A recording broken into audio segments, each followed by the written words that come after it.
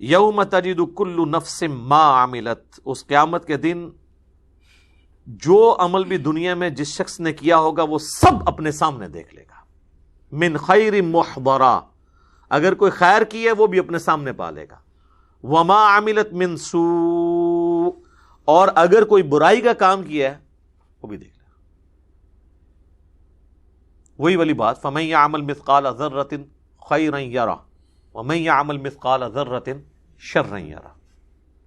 ویسے آپ کو تو کہانی کرائے گی، یہ چھوٹی جی غلطیں بخش بھی سکتا ہے جی، یہ کتنی بڑی کہانی ہے.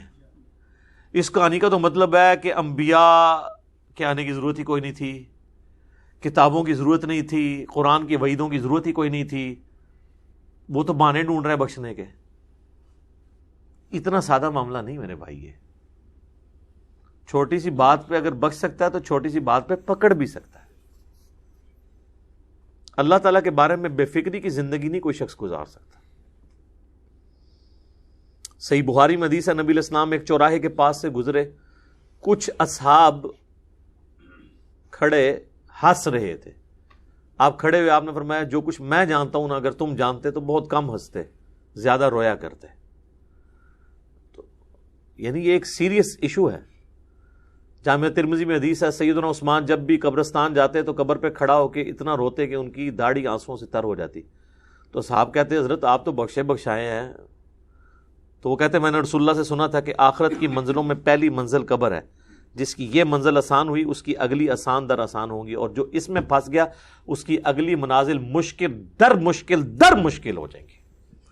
میرے خیال ہم ہوتے تو ہم کہتے حضرت 3 دفعہ آپ کو جنت کی گارنٹی دی اللہ کے نبی نے، نبی علیہ السلام تو صادق اور امین ہے، آپ کو یقین نہیں ہے ان کی بشارتوں کے اوپر؟ سانو تو ایک بار ہی مل جاتی تو تسی تکدے ساڑے کارنامے، شیطان بھی پناہ منگدا.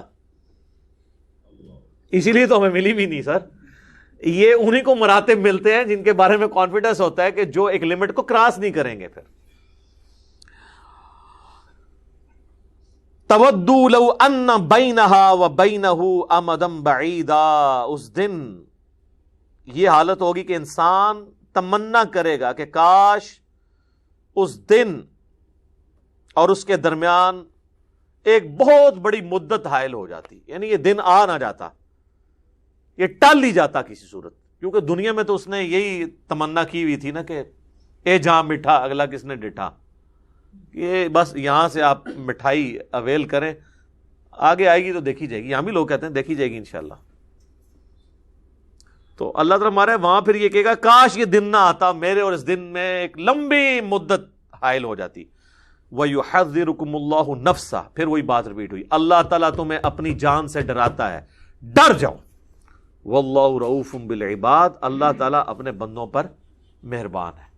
اچھا ہو سکتا ہے آپ لوگ یہ مطلب لے رہے ہوں کہ خیر ہے کم چک کے رکھو میں اینڈ تے معافی کر دینا. یہ رؤوف بالعباد کا مطلب نہیں. یہ اللہ تعالیٰ نے یہاں اپنی صفت کا ذکر کیا کہ اللہ اپنے بندوں پہ مہربان ہے کہ آنے سے پہلے ہی پیپر آؤٹ کر رہا ہے. یہاں اس کا مطلب یہ ہے، ورنہ تو وہ اس کانٹیکس میں بیٹھتا ہی نہیں ہے کہ ایک طرف دھمکی لگائی جا رہی ہے، دھمکی کے اینڈ پہ کہا جائے اگر کوئی باپ بھی اپنے بیٹے کو سمجھائے کسی سخت معاملے میں اور اینڈ پہ کہے میں معاف کرنے والا ہوں، تو وہ ایک جملے کو پکڑ کے وہ پوری دھمکیاں 0 سے ملٹیپلائی ہوں گی. یہ ساری دھمکیاں جو پیچھے چل رہی ہیں یہ 0 سے ملٹیپلائی ہو جائیں گی اس ایک جملے سے نہیں.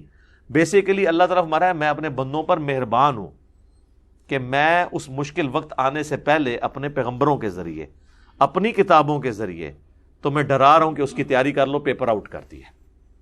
یہ میری مہربانی ہے.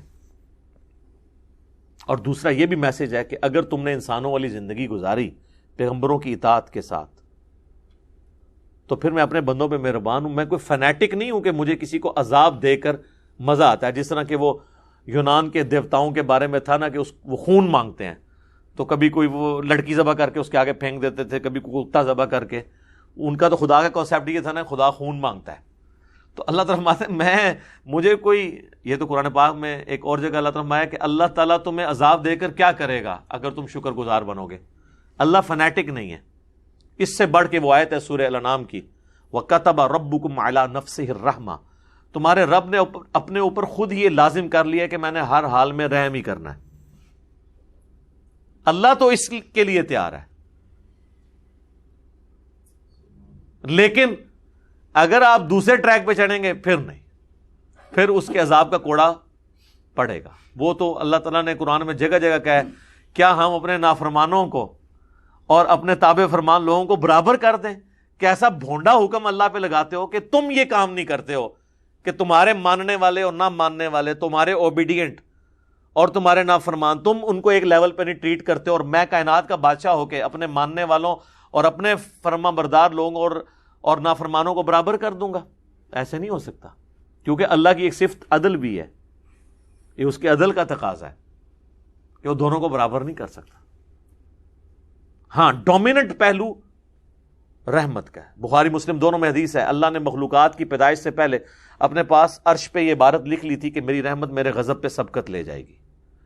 یہ اس کائنات کے لیے سب سے بڑی اگر کوئی خوشخبری ہے نا تو خدا کا یہ اپنے اوپر لازم کرنا ہے کہ میری رحمت میرے غضب پہ سبقت لے جانے والی ہے. یہ بیلنس بھی ہوتی تو بیڑا غرق. وہ قرآن میں سورہ فاطر کے اینڈ پہ ہے کہ اگر اللہ تعالیٰ لوگوں کو ان کی خطاؤں پہ پکڑتا تو زمین پہ چلنے پھرنے والا کوئی زیرو بھی نہ باقی بچتا.